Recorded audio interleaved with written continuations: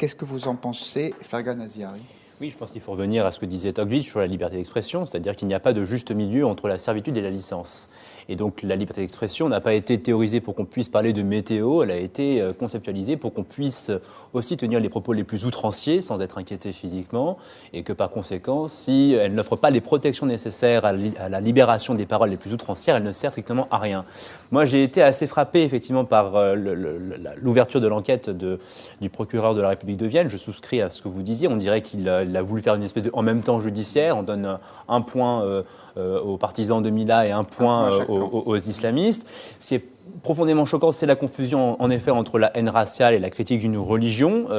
ce qui est quand même assez douteux, puisque assimiler la critique d'une religion à du racisme, c'est sous-entendre que les musulmans seraient une race, et ceux qui font cette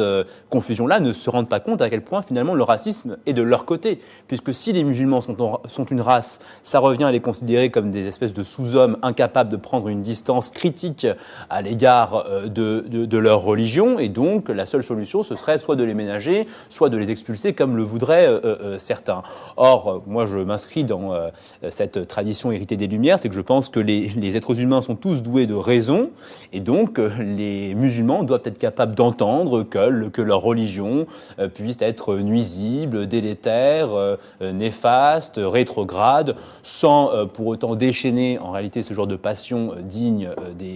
enfin pas très digne en tout cas de ce qu'on attend de gens civilisés. Et si ma foi ils sont incapables de le faire, c'est bien que leur religion a un problème en effet.